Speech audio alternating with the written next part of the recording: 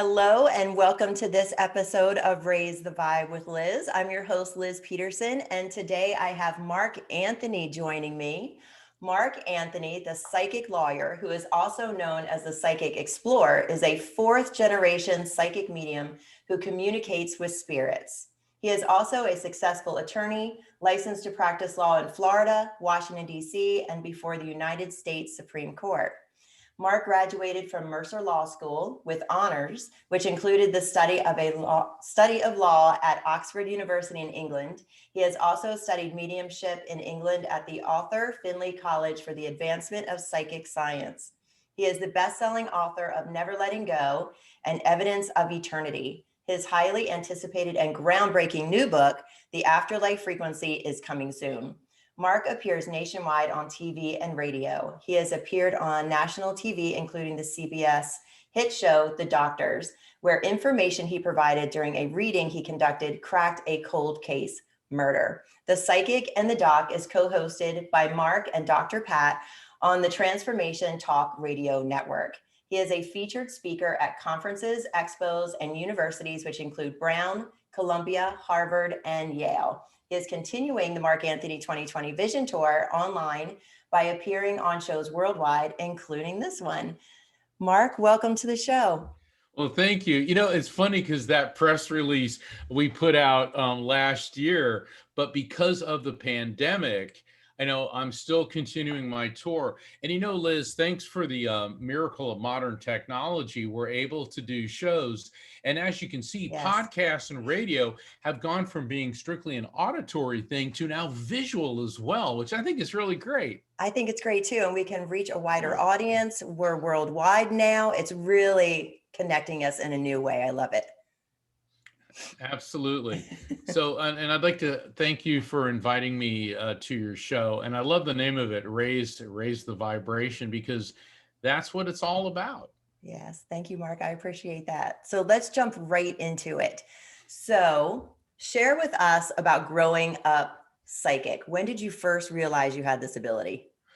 I was about 3.5 years old, and I was sitting there, you know, I'd be playing and I'd start talking to all these people that, you know, were quote unquote invisible.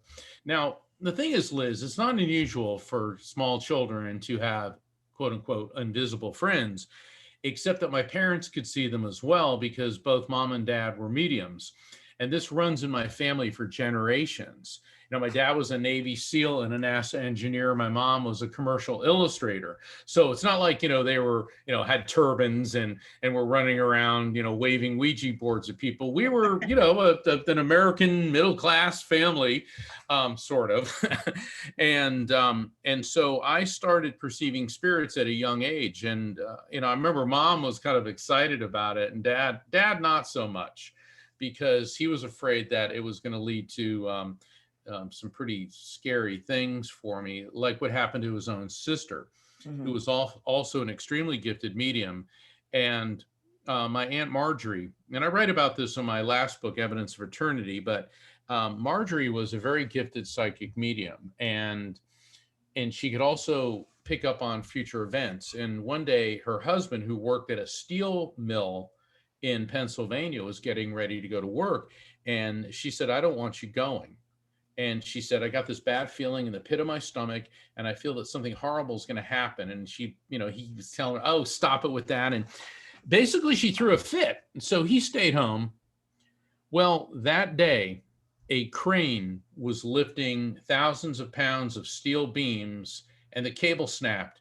And he worked in this machine shop, and it crushed the machine shop and killed everybody in it.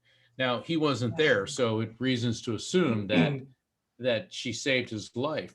Well, unfortunately, he was not very spiritual. He was a religious fundamentalist, in my estimation, a religious fanatic, who felt that her abilities were somehow evil and negative.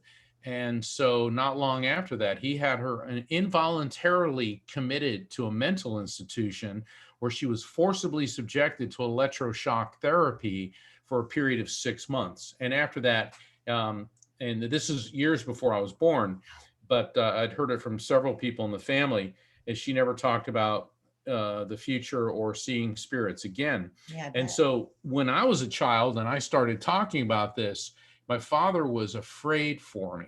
So it wasn't like he was mad at me. He was like, oh my God. And I remember when I was about 5, he sat me down and he said, Mark, people who see things that others don't get taken away. Now, and that's a scary thing to say to a Wow. Yeah, 5-year-old. that's scary. Well, what he told me is you can talk to your mother and I about it all you want, but people outside of our house won't understand. So looking back, now I know why, but at the time, I didn't understand. Right.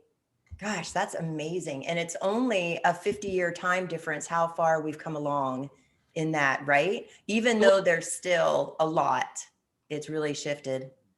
Well, it's true. I mean, right now, spirit communication, mediumship is an openly discussed topic in most circles, at least in Western countries. In several Middle Eastern countries, you can still be beheaded for this.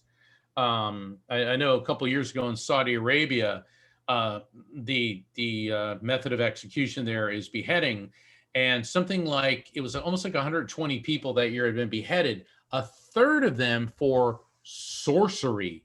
Now that would Wow. include, what you do, what I do. So unfortunately, even in the 21st century, there are still countries and religions gripped in this primitive fear-based mindset.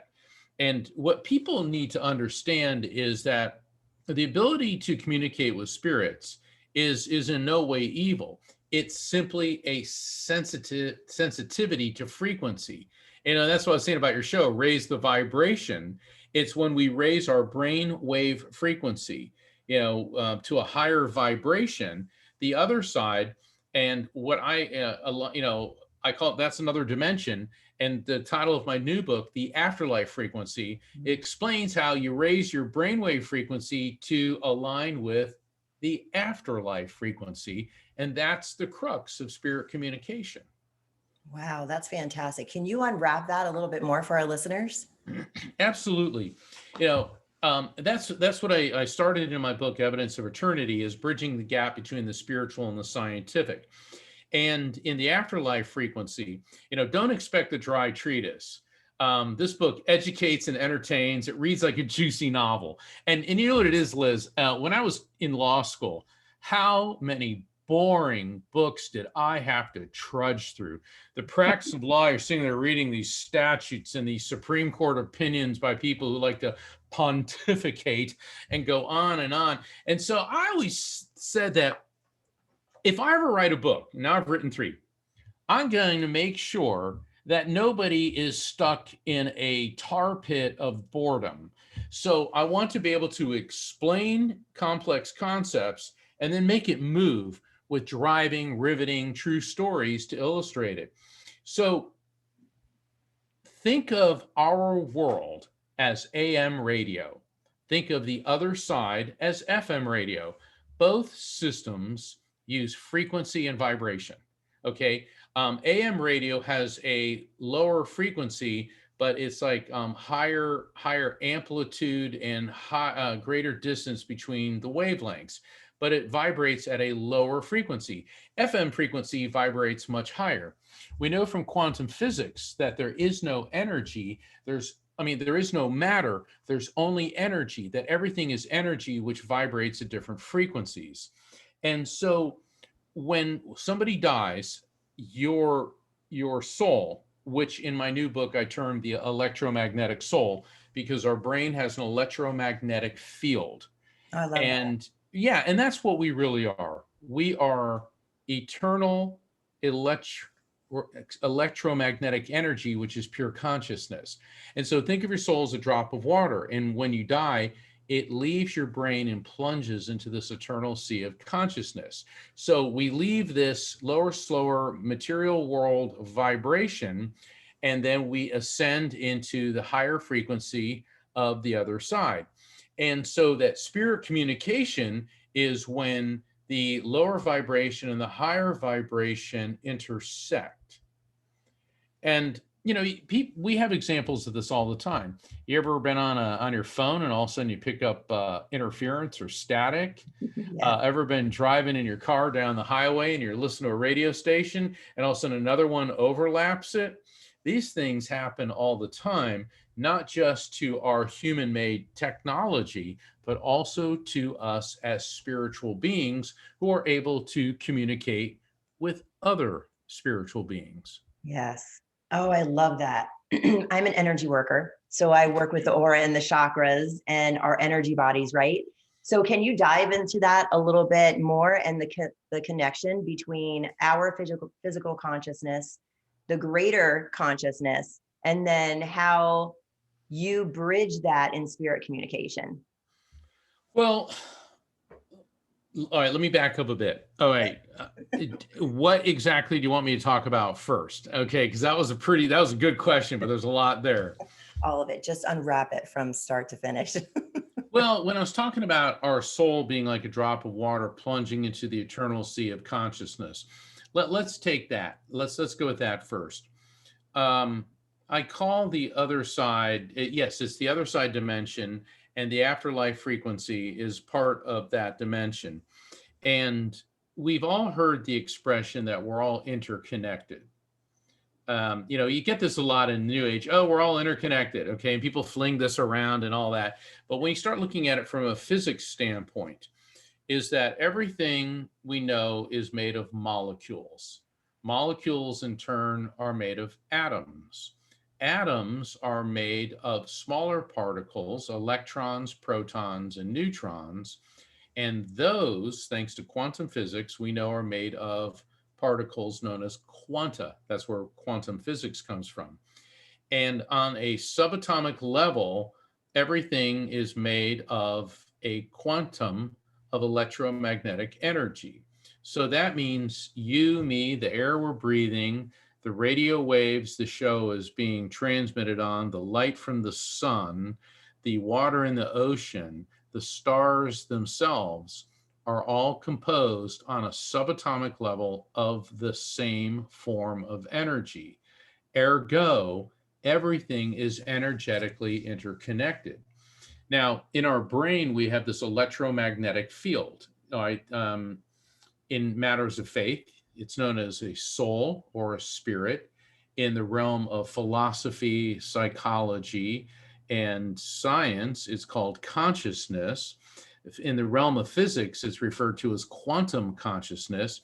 And so when I was studying and researching all this, plus the insights that I gained from communicating with spirits, it hit me one day. It just came to me, the electromagnetic soul. And that melds the two, because that's what we are. We are energy. Energy is neither created nor destroyed, only transferred from one form to another. And so when we leave our bodies, this electromagnetic soul, which takes us with us, then interconnects with this larger, this infinite energetic field. And that's what I call the collective consciousness. In a sense, it's like, we become part of this cosmic internet. Edgar Cayce, the great psychic who died back in the 1940s, referred to this as the universal mind. And we've been hearing this in belief systems, through Hinduism and Buddhism, Christianity, Islam, and native religions, and many different philosophies, how we're all one. We're all the children of God. We're all cells in the body of God. We're all interconnected. Well, that's what this is. And so physical death is not the end of existence. It is a transference of who and what we are into a purely energetic state. So I hope that answers your question. That was fantastic. I loved that. Thank you so much for sharing that scientific view, because it really brings it together for everyone, right? People who are, speaking and living the woo, right? And people who are scientific based, right? Well, yeah. And the thing is, a lot of people think that science and faith are diametrically opposed. And for a long time they were. And I blame Sir Isaac Newton for that. Okay. I like Sir Isaac Newton. He invented physics. He invented calculus, which, maybe we should thank him for that or not, just teasing. But he was also a man of great faith. In fact, he spent more time studying the Bible, looking for encrypted and hidden messages, than he did studying science. And he also, and during the plague of 1665, he went into self-quarantine. And he was smart. Okay, he knew there was a pandemic. Wow. He was all about masks. He was all about social distancing. And he invented the laws of optics, the laws of motion, and calculus while he was in quarantine. So he certainly made good use of his time. But what happened with Newton is that he came up with reductionism. And he believed that the molecular world was basically a miniaturized version of our world. And you can't blame him for that, because he was limited to the technology of the day. Mhm. In other words, he had rudimentary, well, they had microscopes then, but nothing like what they have now. And so this has become known as Newtonian reductionist materialism, that there is no soul, which is odd, because a man who studied the Bible didn't believe in a soul, didn't believe in an afterlife, believed in everything could be reduced essentially to molecules. Well, with the advancement of quantum physics, we now know, that things are all made up of energy on the subatomic level. And so in Newton's era, which is the Enlightenment, Newton and other scientists looked at religious people as wallowing in primitive fear-based superstitions. And of course, the religious people looked at Newton and his band as a bunch of heretical, atheists and evil people. And this still goes on to some extent. But now what we're seeing, and this is the one of the factors in my work, is that we're bridging the gap between the two. People of faith are right that we all are interconnected, that the soul pre-exists the body, comes into the body, lives on after the body. Now we know from the laws of physics, energy, the electromagnetic soul, is neither created nor destroyed, only transferred from one form to another. So now in the 21st century, with the advances in quantum physics, electron microscopes, our understanding of things on a subatomic level, or our attempts at understanding things on a subatomic level, we're beginning to see that once you take the mythological aspects out of religion and go to what it's teaching about eternal life, and certainly about being positive, and you start looking at what quantum physics is teaching, I don't really see a reason for there to be two separate camps anymore. Either. Yeah, I agree. Yeah, whenever you lay the one over the other, it corresponds. It's just different language. It absolutely is. And, to this day, you get people, mediums are not of God, they're evil. And they start flinging all these quotes at us from the books of Leviticus and Deuteronomy. Yet in both of these books, it also says that it's an abomination to eat shellfish, and that if your daughter is menstruating and walks into a temple, she's supposed to be stoned to death. If your neighbor works on the Sabbath, she shall be put to death. So you also have to take these religious texts into the context of when they were written. Right. And there was a lot of fear going on back then, and also a huge lack of understanding of things. Certainly, you're not going to put your daughter to death for menstruating because she walks into a place of worship. And if your neighbor is a realtor and he works on Saturday if you're Christian, Saturday if you're Jewish, or Sunday if you're Christian, you're not going to go next door and shoot him in the head. So you have to take these things, into proper perspective. And by saying this, if I have offended anyone, I'm apologizing. But we have to look at something my friend and colleague, Dr. Raymond Moody, just released a new book entitled "God is Bigger Than the Bible." And oh my God, he put that on Facebook, and people, how dare you? And there was, of course, all the fundamentalists. But I see this as well. You have to realize that religious texts, whichever they were written in the Bronze Age and the Iron Age, by people. Okay, God wrote it. It's like, okay.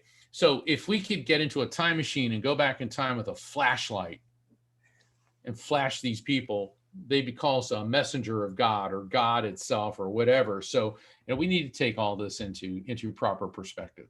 Yes, I agree. On the same line, how do you deal with the skeptics that come to you? You know, if somebody wants you mean like in a reading? Mm.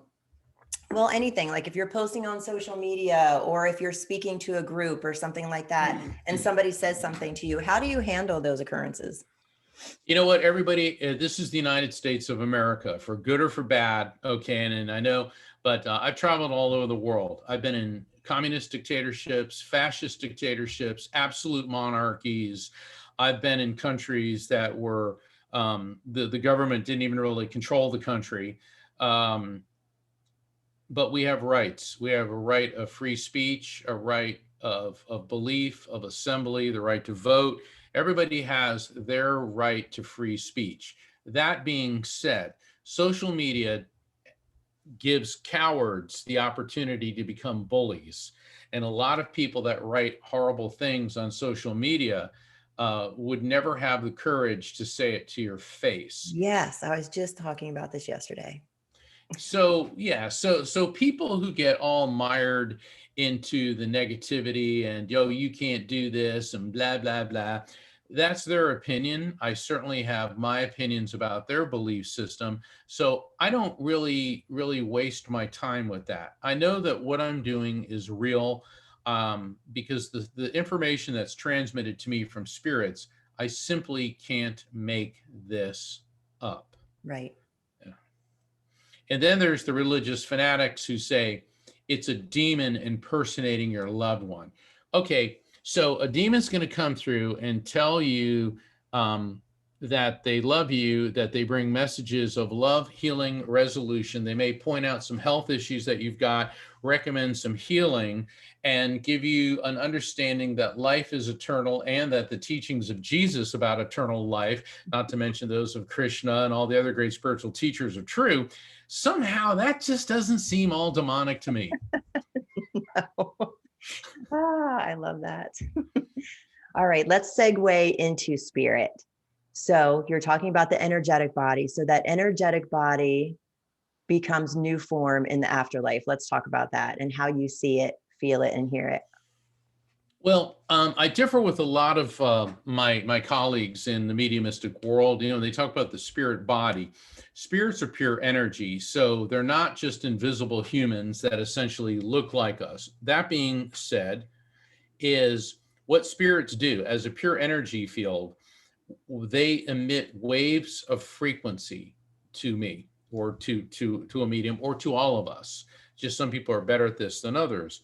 And those waves of frequency, which are electromagnetic impulses, go into my brain and then get converted into recognizable concepts based on my memories, feelings, and cultural associations. And I will see things, hear things, feel things, and know things. And I will describe what I'm experiencing. And a lot of times the information coming through may not be immediately understandable or recognizable. And people say, oh, well, if this were real, I mean, I'd get it right away. But you got to realize spirit communication is not texting or instant messaging. Okay, it is interdimensional communication. Earlier with my example between AM and FM, we're communicating with another dimension. Yes, it runs parallel to this one, but there's still an energetic difference. And oftentimes spirits will bring up things that people don't understand right away or don't get immediately. And I was in I think it was in Texas, and I was on tour. And the last time I was there was right before the pandemic. And I was at a big public event, and this gentleman and his wife came up to me, and he said, "Can I shake your hand?" And I go, yeah, "Okay." He goes, "You saved my life." And I go, "Okay." He said, "I know you probably don't remember me, but a year ago, you came here and you spoke, and you said that the spirit of one of my relatives kept telling me that I needed to get into a cardiologist right away, right away, right away. And he said, like, I was like, I don't need this. My wife said, you were going. He said, all right. So she got me in, and the cardiologist said, dear God, you're on the verge of a heart attack. And he Wow. said, they were able to treat it with statins and these other medications. He said, if I'd gone like another month, I would have had a massive heart attack. And see, I don't know that. I couldn't look. I mean, the guy looked fine. I mean, he looked healthy, look at, about a 50-year-old guy. He looked like, pretty deep, he wasn't like grossly obese and looking like he had a stroke or anything. He looked like he was fine. But spirits, once again, being pure energy, they run like a scan in your body, and they'll find disruptions in the energy in your body. They report that to me. I tell you. What you do with that information is up to you. And the thing is, I have so many stories along those lines. I mean, I could go on and on and on, but that's some of the things that they give me that I may not understand right away. Wow, that is amazing. What are some stories you can share about some of the readings so we get a kind of an example of how you work? Well, let's see. What type of stories do you want? Whatever comes to mind, whatever is meant to be shared. Whatever's possible. Gosh, I mean, there are so many that I can tell. Okay, here's one. I was doing a session for a group known as Helping Parents Heal. Beautiful organization. For anyone who has suffered the devastation of losing a child, I cannot recommend it enough. And we were doing a Zoom online event, and I connected with this one woman, and her son spirit came through, and I kept getting Sparky the dog. No. Are you sure? No. I go, this is really strong. No, no, no. And see, in my new book, I call that the no, no, no syndrome, where you start shooting everything down. That's why in a reading, if it doesn't make sense to you right away, don't shoot it down. It's better to say, I'm not sure. Let me think about it. I don't know just yet, because energetically that leaves the door open, whereas no, no, no closes it. Well, that night, and she shared this with Helping Parents Heal in their newsletter. She said she couldn't believe it. After the Zoom session ended, she walked into her bedroom and then saw laying on her bed this stuffed toy that she'd taken from her son's apartment when he died. He kept it with him his whole life. It was called Sparky the dog. And she wrote me and she goes, I just didn't think of it at the time. And she said, plus I probably would have said no anyway, because I assumed you meant a live dog. And then she said, now I realize that my son is around me and aware that I have his favorite stuffed toy of all time, Sparky the dog. So that is an example of what I call the unfolding. Think of the reading as like a flower, blooms, blossoms, unfolds, and it can take time for people to understand that. Sometimes months after. I'm sorry? Sometimes months after. Oh my gosh, yes. It was funny too, because I was doing a session for this this family, this husband, wife, and their son, and no, this isn't funny, but their other son had passed, and he came through, and so I'm doing the reading, and then all of a sudden I'm drawn to his brother, the son that's here, and I said, "You are not to go hand gliding," and this kid's jaw just drops, and he goes, I'm supposed to go to the Florida Keys next week and go hang gliding. And his mother's sitting next to him, and she turns and looks at him and says, like hell you are.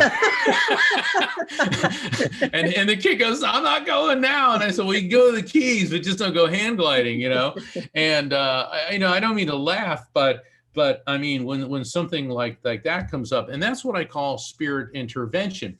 Another form of spirit intervention, I was doing a public group event, and there was this mother and her teenage daughter stood up, and I was drawn to them, and her grandfather, the young lady's grandfather. So it was the mom's father, the young lady's grandfather. And he came through and he was giving them beautiful messages. And he said, don't get in that car. Don't go to the concert. And this girl's like, but I'm supposed to go to this concert. I forget who it was. It was, I don't know, Britney Spears or something. It's, something like that. Have And chills. I said, look, all I'm doing is conveying the message.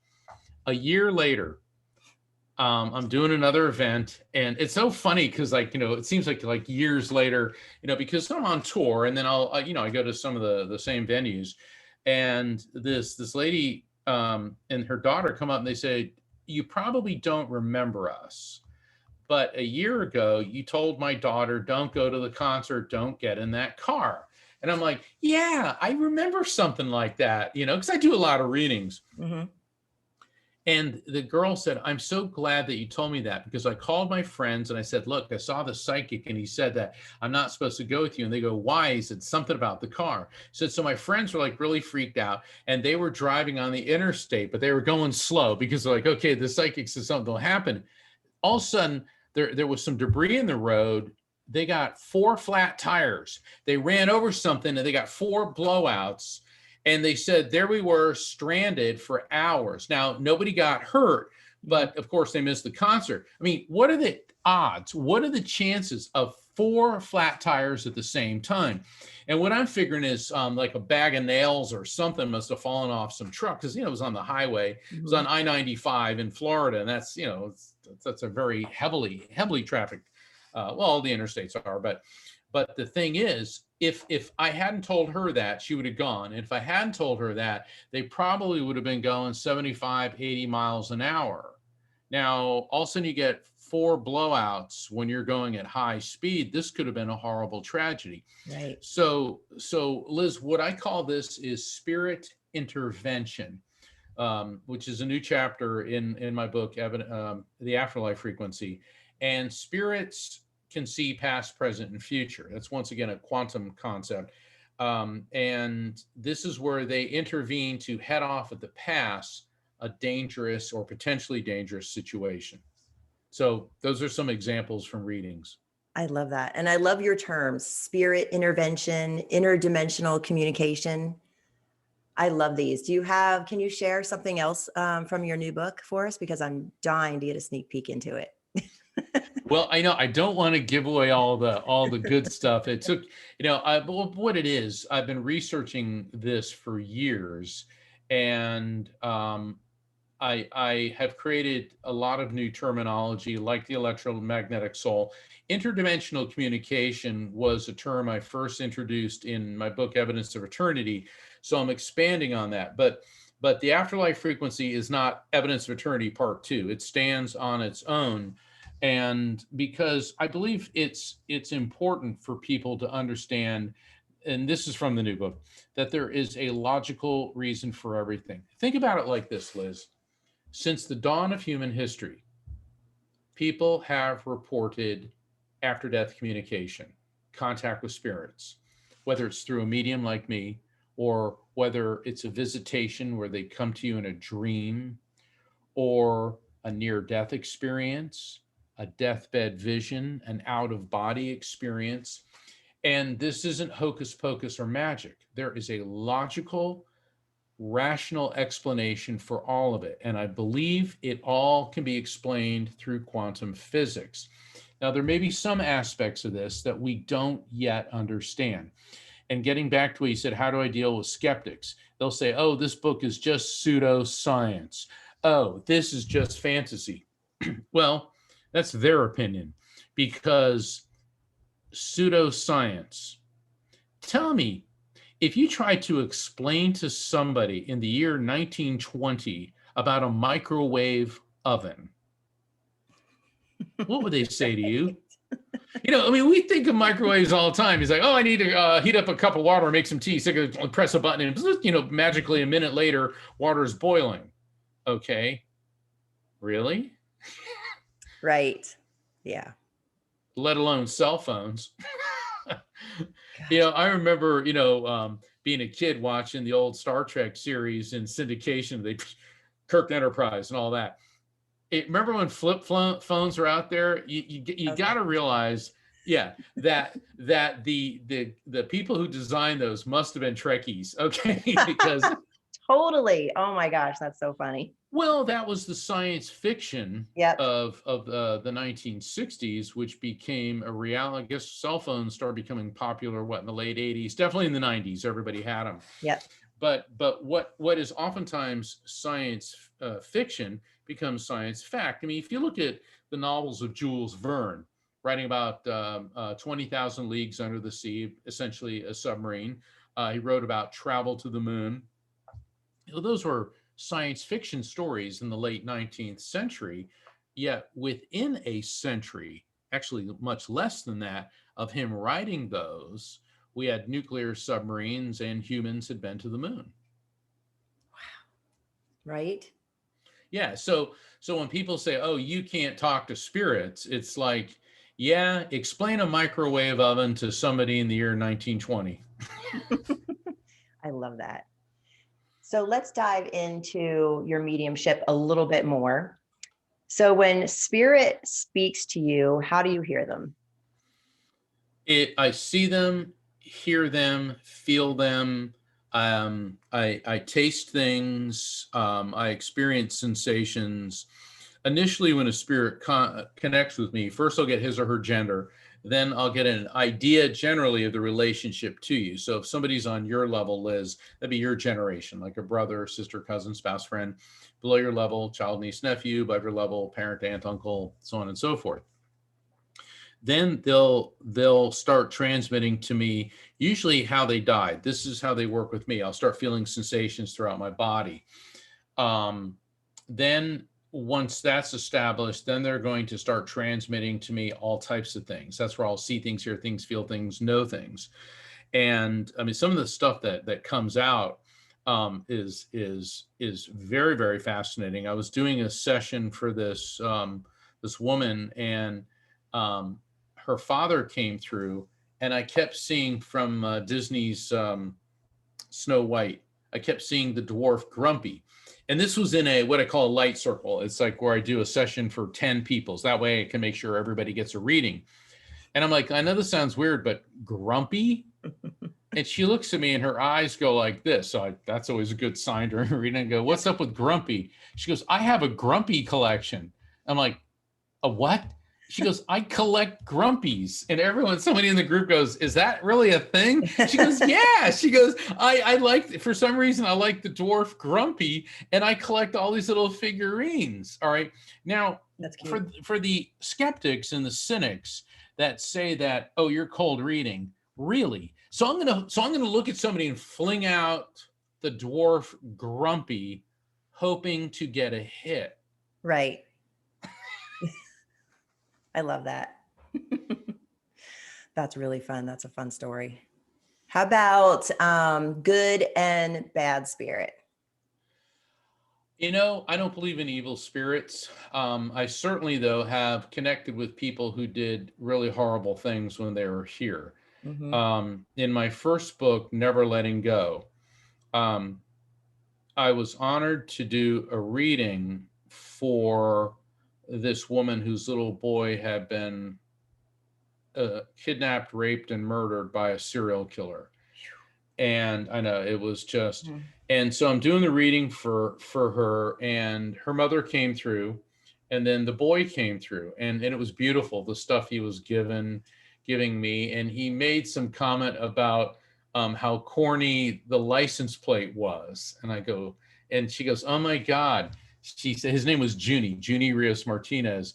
And she said, we have a license plate on the car that says Junie forever. And then he said something about basketball. And she goes, oh my God. In our town, they named a basketball court after him.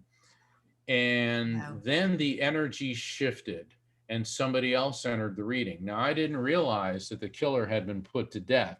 And even though this occurred in Florida, I actually had been out of Florida at the time. But I could feel he was on a different frequency. And I believe that there's levels to the other side. And he came through, and I said, and I described him, and I said, look, I'll ask him to go away. And she goes, no, I want to hear what he has to say. Well, wow. he explained that he was completely insane. He said, my consciousness, it was like a TV with static. And then he started describing the sickening impulses and sexual desires towards children. Now he's transmitting this to me, and I'm feeling it. It was like I felt like filth was going through my body. It was like, ugh. And then Junie stepped in and said, Mom, he's not evil here. And he said, I am not. He basically, when he died, the insanity died with the brain, because the reason he was a killer was because of a defect with his brain. And see, the brain merely houses consciousness. It does not create it. So when the body dies, the mental and physical disabilities die with that. So he came through and he said, he goes, I am fully aware of what I have done. And he wanted to apologize to her. And Wow. she said, I forgive him. And I'm like, you do? Because I mean, like, yeah, I'm all about forgiveness, but this is a lot. And she said, I felt cheated at his execution because when they brought me in, he'd already been sedated. I wanted him to see the look of forgiveness in my eyes. And he acknowledged that he appreciated that. And before he left, he said, three other boys. And so I go, well, what's that mean? And so when the reading was over, she goes, oh, dear God.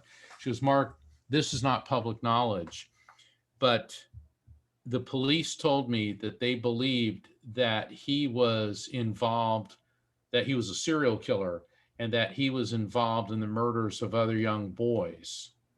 And because at the scene of Junie's murder, there were hair and tissue samples that didn't match either my son or him. So that was pretty intense. Yeah. That was the word that was coming to my mind. That's intense. Wow.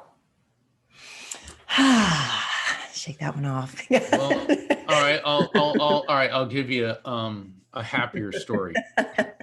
I was on tour of upper state New York, and I was in Buffalo, and my manager, Rocky, she travels with me, and I see her on the phone. She goes, yeah, right. She goes, you're serious? She goes, Mark, Shirley MacLaine's assistant is on the phone, and Shirley would like to talk to you because she has a radio show. And I go, when? She goes, now. And I'm like, okay. And for those of you who don't know who Shirley MacLaine is, Academy Award winning actress. She was the first major celebrity to go public with her belief in psychics, reincarnation, this type of work.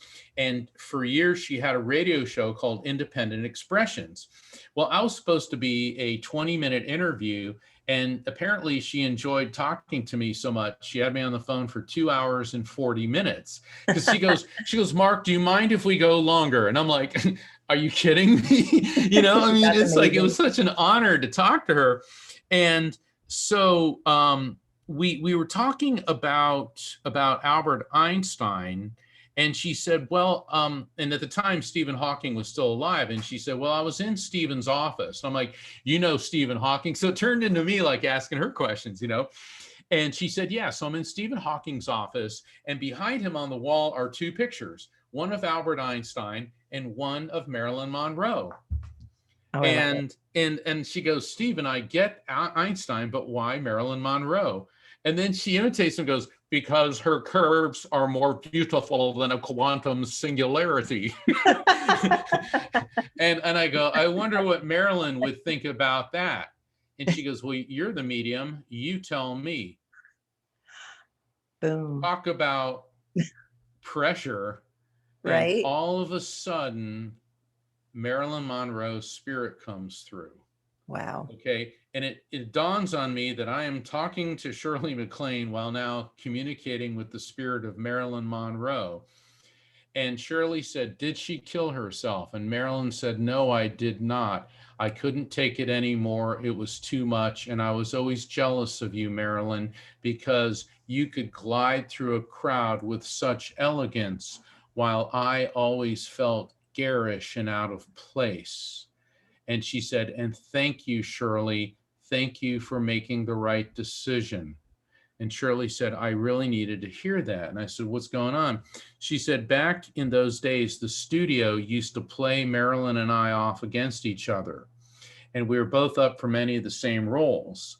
And she said that at the birthday celebration for John F. Kennedy, where Marilyn comes out and does that happy birthday.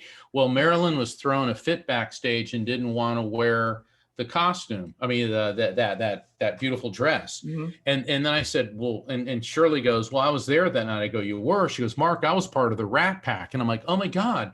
Frank Sinatra was there, and Peter Lawford, who was JFK's brother-in-law, was part of the Rat Pack, and Shirley MacLaine was there. And the producers went backstage and say, well, if you won't do it, Marilyn, Shirley MacLaine will. She's your size. So then Marilyn went out there and did this, okay? Wow. And so she said that they're always trying, she goes, Marilyn and I didn't hate each other, but the studios were always doing this to us. And she said, then I got my big break. I got cast in the movie The Apartment.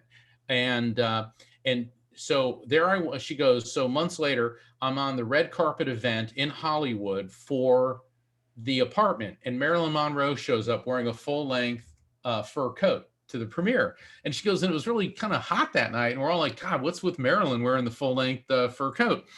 And so during the movie, Marilyn got up and went out to the lobby. And so Shirley went out there, and Marilyn, was at the bar, and she said, is there a problem, Marilyn? And she said, Shirley MacLaine, and we're on the air. Okay, this is on the air. This is Marilyn turns to me and opens up her fur coat and is stark naked underneath it. Say that. And then Shirley says, now that I think about it, Stephen Hawking had a point.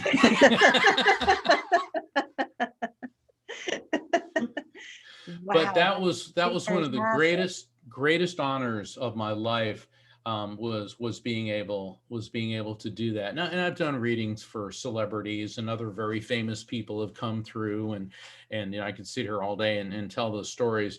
But that one, it's like, and for a moment I said, there's another woman over there with her with the most beautiful eyes. They're almost violet. And then Shirley goes, oh, Liz, she was my best friend. She was so nice to me when I came to Hollywood. Then I'm like, I am talking to Shirley MacLaine and connecting with the spirits of Elizabeth Taylor and Marilyn Monroe.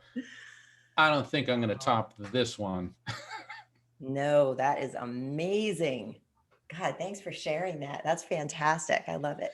Yeah, well, I figured after the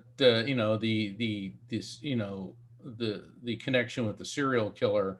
And the thing is that people who have done horrific things, when you communicate with them, they're not evil spirits. They know what they did, and they have to, or they do reflect upon it. And I do believe in reincarnation, because everybody who's had a near-death experience, myself included, I was a child, but near-death experiencers all come back believing in reincarnation. All the spirits, when it comes up, talk about reincarnation. This whole idea of you die and either take an elevator up to bling heaven or down to hell, that's once again a mythological construct. And there's reasons why humans created that, to scare people into conforming and believing. Yeah. But the ultimate sense of justice is inescapable, because your actions, your decisions all have repercussions. And that is why I believe that all the religions, all the great teachings of all the spiritual teachers can be boiled down to two words: be nice. Yeah, they all can. I agree. Great. You work with International Association for Near-Death Experiences or Studies. I do. Yes, I'm going to be the keynote speaker. I believe it's Friday, September 2nd or 3rd, whatever that Friday is, the first Friday. Yeah, and I'm presenting a topic based on some of the concepts in my book, The Afterlife Frequency. The name of the discussion is the NDE zone, connected by the light from the cosmic to the subatomic. Oh, that's going to be great. I'm looking forward to it. And The International Association for Near-Death Studies is an amazing organization. Whether you've had an NDE or not, if you're interested in furthering your understanding of afterlife studies, visit their website, iands.org. It's definitely worth being a member of. It's a fascinating organization. Also, with helping parents heal, they believe that it is possible to recover from the devastation of the loss of a child, and they believe that spirit communication is an important part of the journey through grief. So for the people that are out there who feel alone and isolated, and it really is easy to feel that way when you're mired in the tar pit of grief, Mhm. there are organizations out there who can help and who will also further your understanding of spirit communication, eternal life, and also helping you just be happier with yourself. Awesome, Mark. Thanks for sharing that. And then you're also part of a radio show with Dr. Pat. I am. I love Dr. Pat Basili. She is the host of the Dr. Pat Show and the founder of the Transformation Network. And we started doing a show. We've been on the air now since the end of 2020, The Psychic and the Doc, every Thursday at 7 p.m. Eastern, 4 p.m. Pacific. And we have a lot of amazing guests, but many of our shows are call-in shows. So people call in and I'm able to do a connection with their loved ones in spirit in tandem with Dr. Pat, street smart, no nonsense, spiritualist, behavioral psychologist intuition. And let me tell you, it has just been such a wonderful synergistic effect. People are finding so much healing, so much joy, for both of us utilizing our talents to help people. And that's every Thursday at 7 p.m.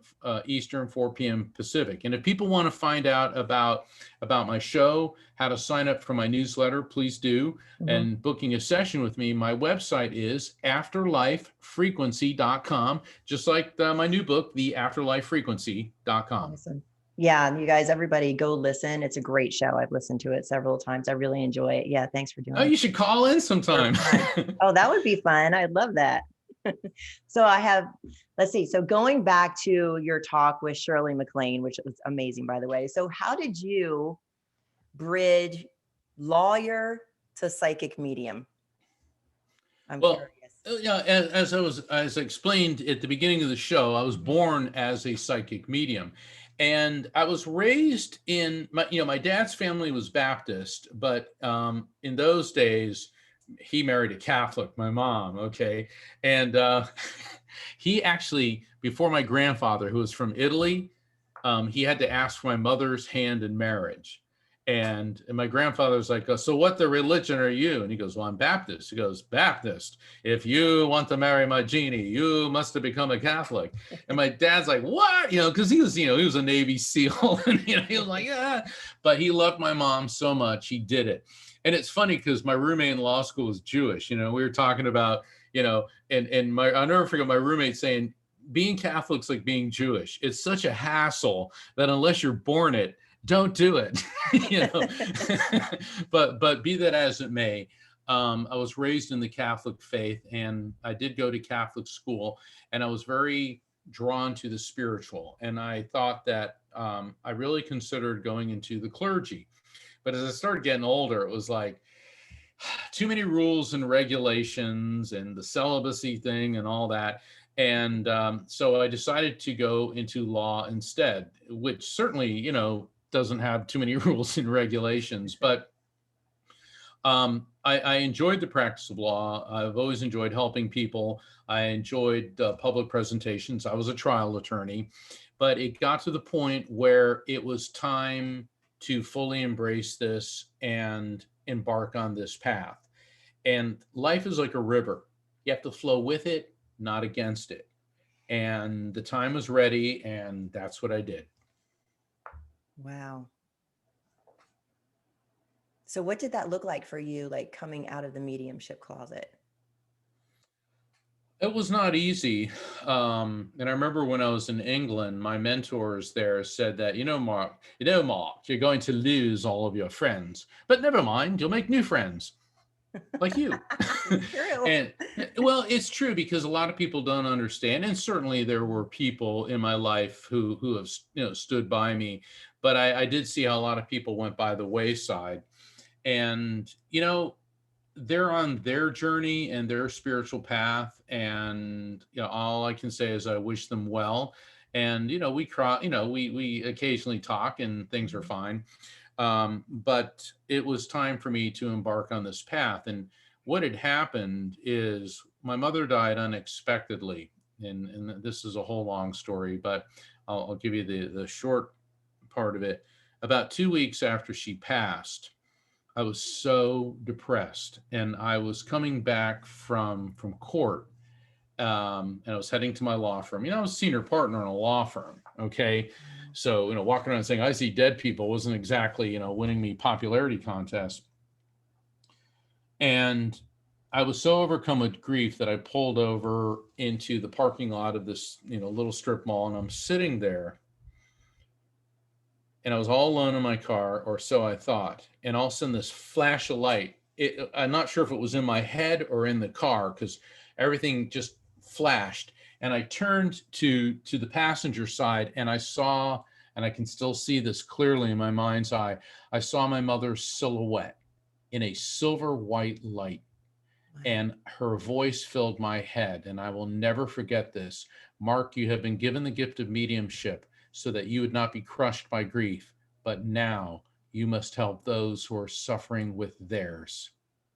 And then I fell back into my chair, and I was soaking wet with sweat. And within a year, I was out of the practice of law and doing this. And it's not like, oh, the door is open. No, the door didn't open. The door got exploded open, and I got shoved right through it. And you know what? I have never looked back.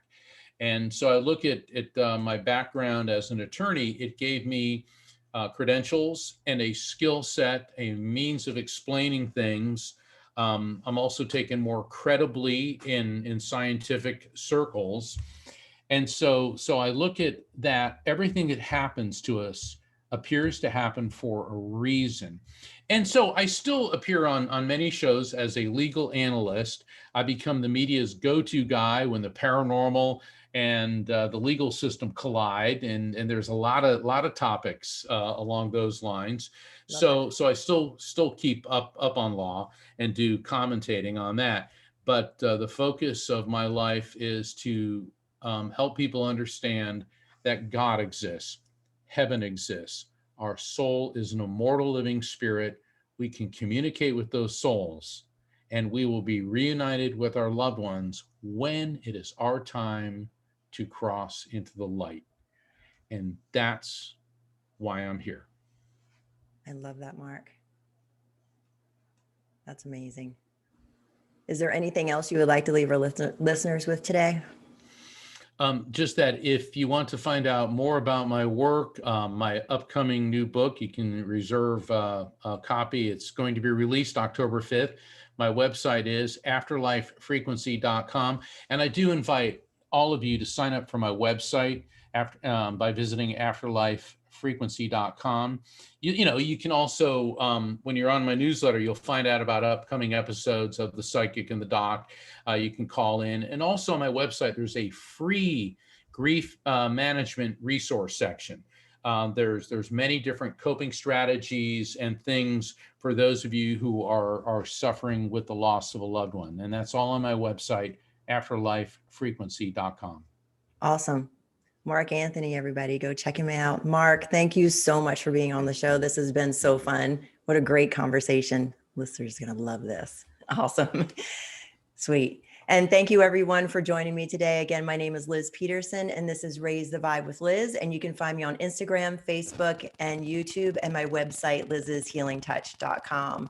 Thank you for listening, everybody, and have a great day. Remember to get out there and raise the vibe. Thanks, everybody.